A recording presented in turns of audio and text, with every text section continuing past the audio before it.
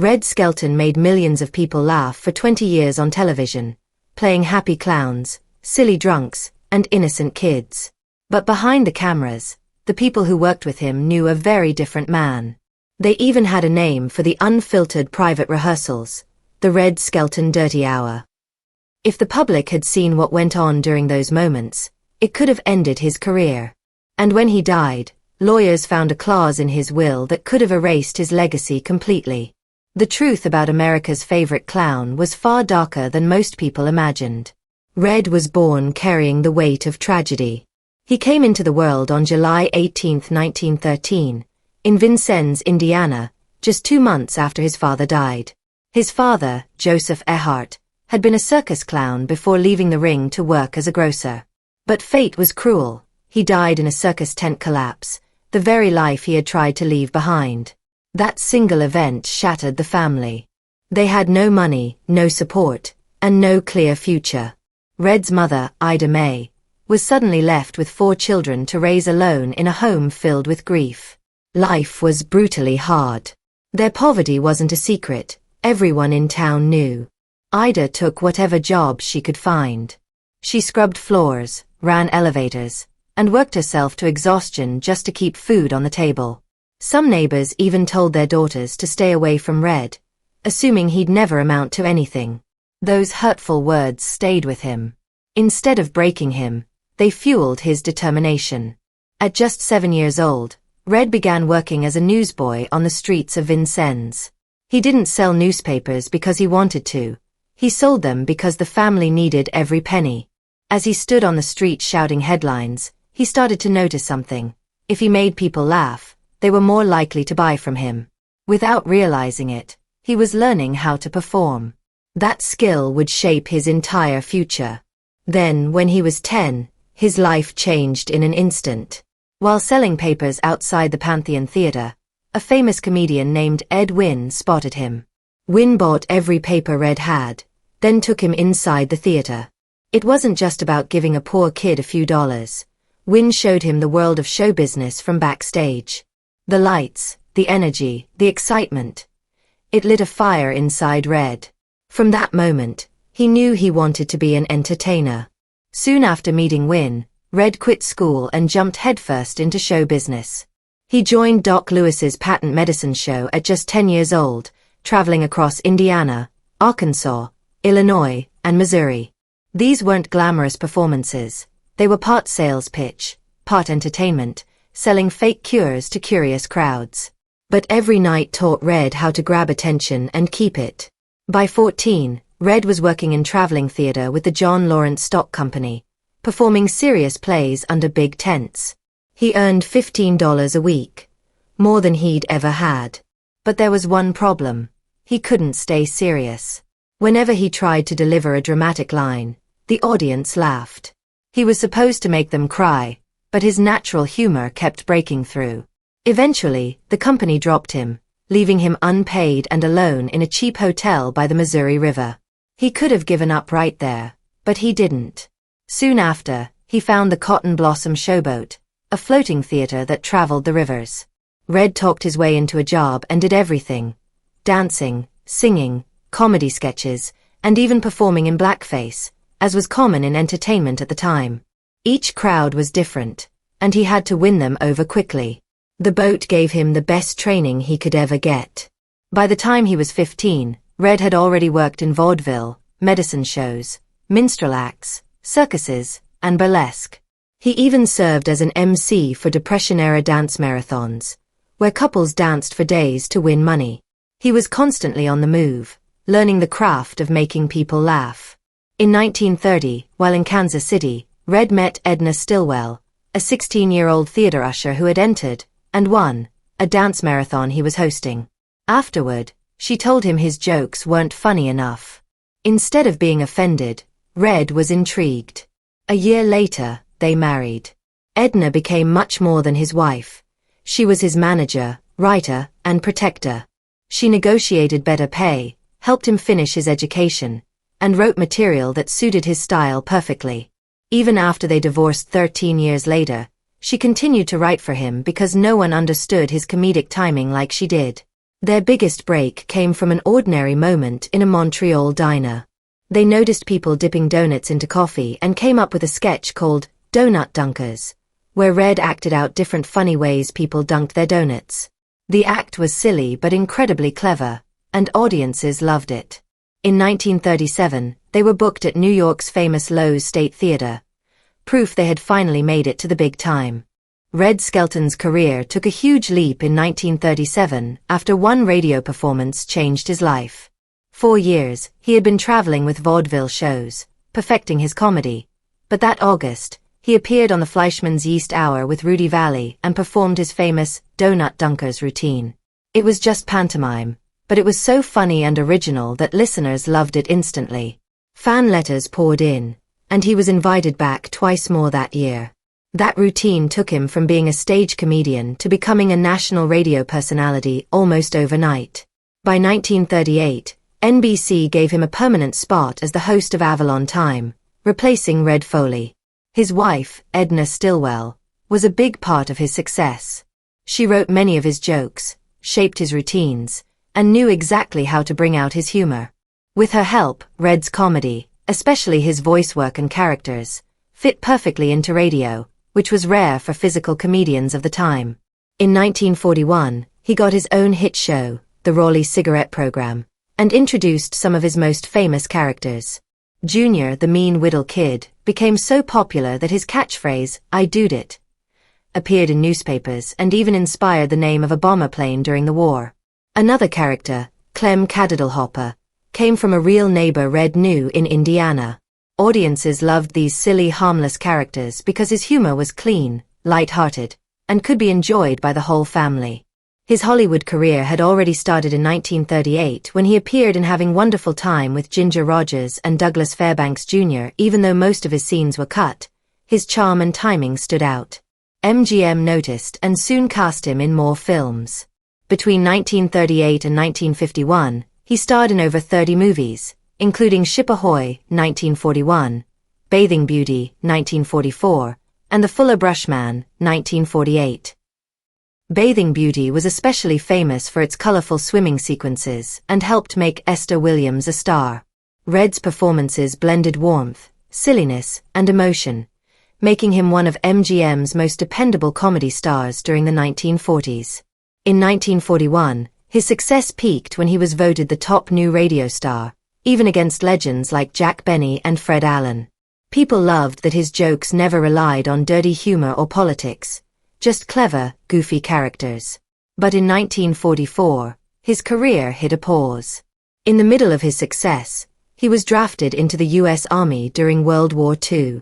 At that time, the Raleigh Cigarette Program was one of the highest-rated shows in the country, and both his sponsors and MGM tried to get him exempt from service. Their efforts failed, and his last show aired on June 6, 1944. The very next day, he reported for duty as Private Skelton. He trained like any other soldier, with no special treatment, stepping away from Hollywood and radio to serve his country.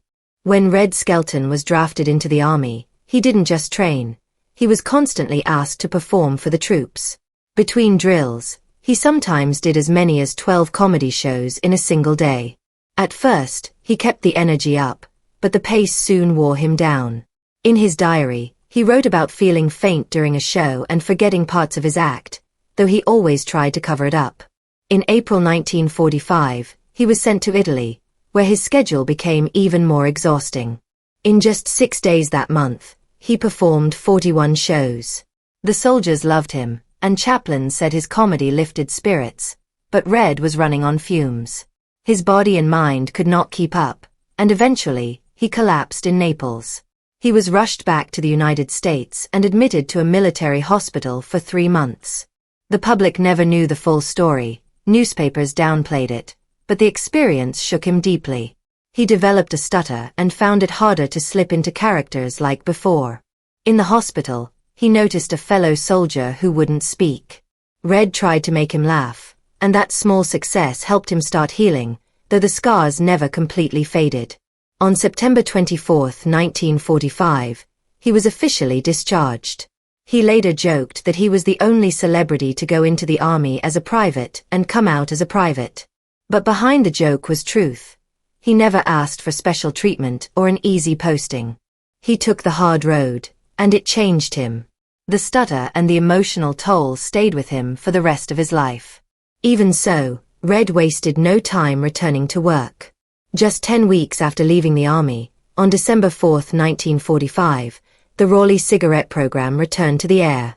Fans were thrilled to hear him again, but his friends noticed he was different.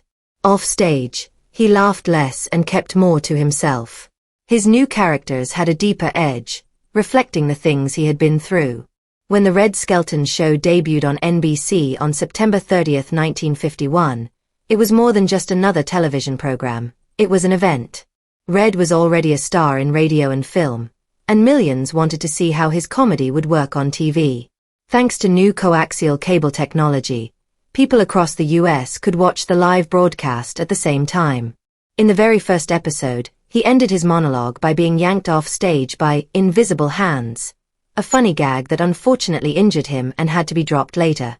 Still, the episode made a huge impact. By the end of its first season, the show was the fourth most popular on television, and in 1952 it won both Best Comedian for Red and Best Comedy Show at the Emmy Awards, beating longtime favorite Milton Berle. In 1954, Red moved the show to CBS, where he gained more airtime and creative freedom.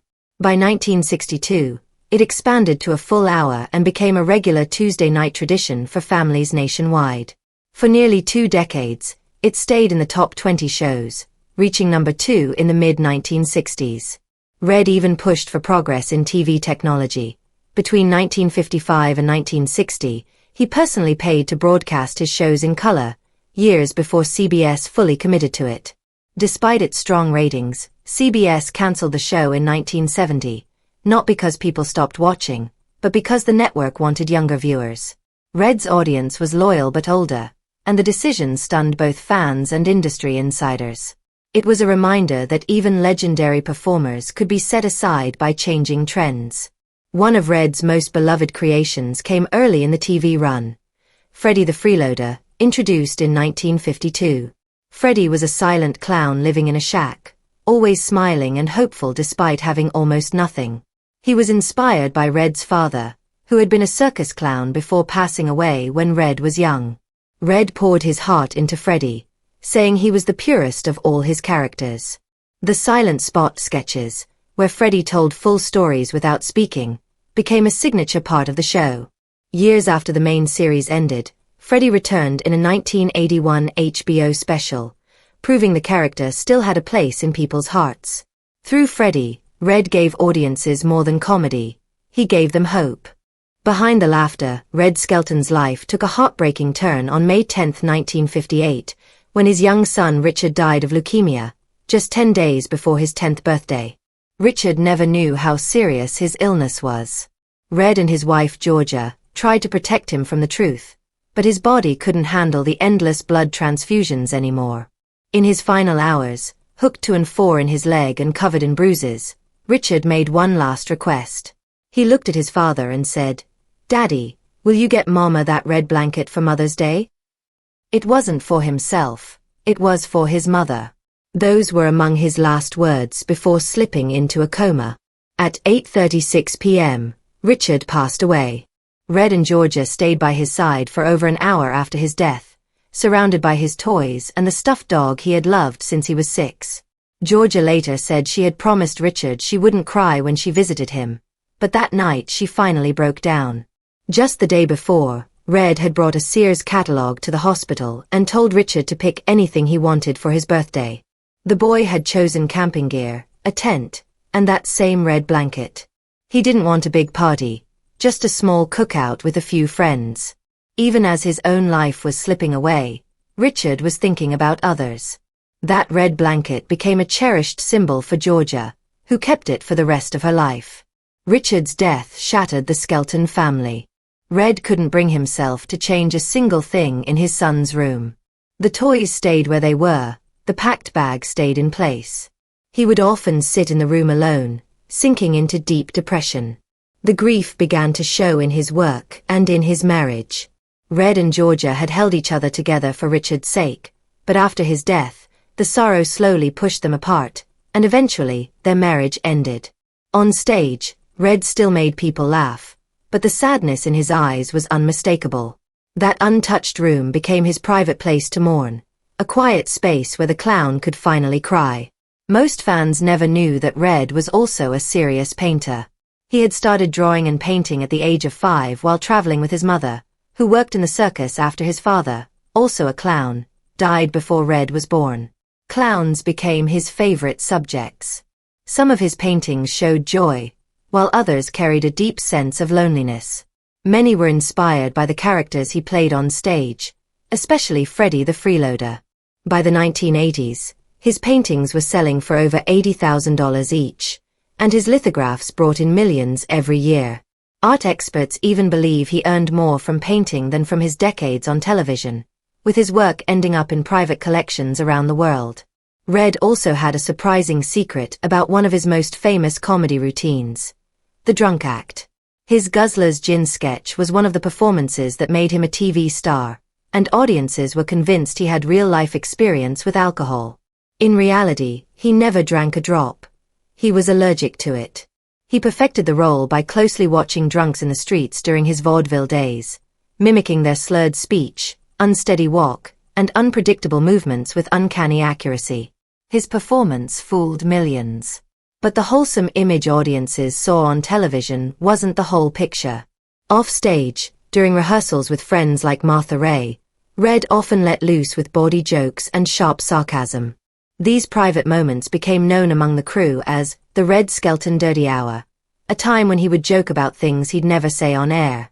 His third wife, Lothian, once said he kept a special corner of his mind for jokes that were not for public ears.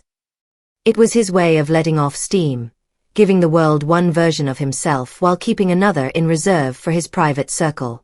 For nearly 2 decades, The Red Skelton Show was a fixture in American homes. It ranked in the top 10 for most of its run, and in its final season on CBS, it was still number 7. But in 1970, none of that mattered.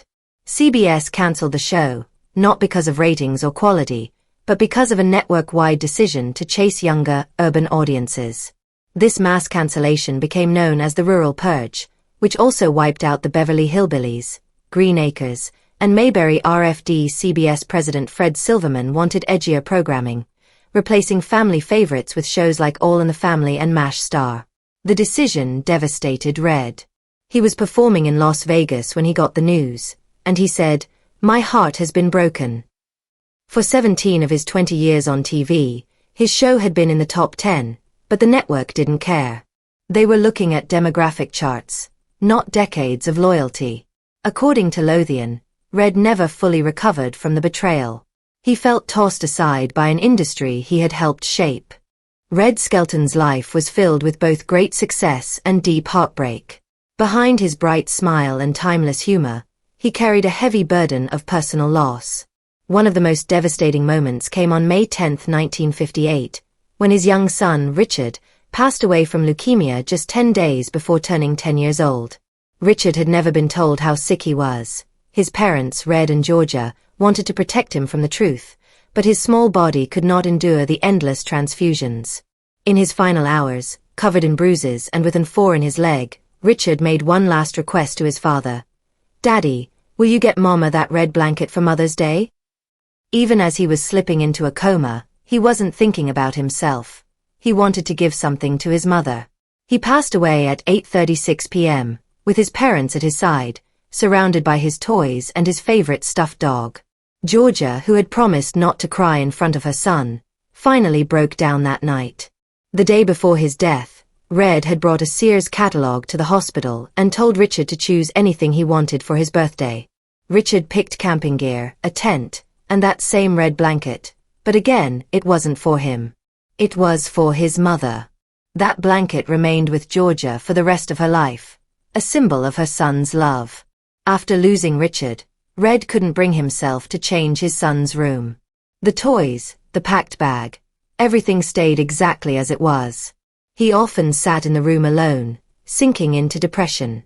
His marriage to Georgia began to fall apart, and eventually they divorced. Despite the personal tragedy, Red kept performing. Known for his clean, heartfelt humor, he became one of television's most beloved entertainers, with the Red Skelton show running for 20 years and often ranking among the top 10 programs. But in 1970, CBS canceled the show, not because of ratings, but as part of what became known as the Rural Purge, when the network dropped family-friendly and rural-themed shows in favor of programming aimed at younger urban audiences. The decision crushed Red. NBC gave him another season in 1970, but changes to the format, cast, and time slot caused the ratings to plummet, and the show was cancelled again in 1971. Red never compromised his values. While other comedians adopted edgier, more shocking styles, he stayed committed to wholesome humor, saying he would never tell jokes that could be read on bathroom walls. He continued performing live, often up to 70 shows a year, and later found enormous success as a painter, especially with his clown portraits, which sold for tens of thousands of dollars each. His personal life, however, was still shadowed by sorrow.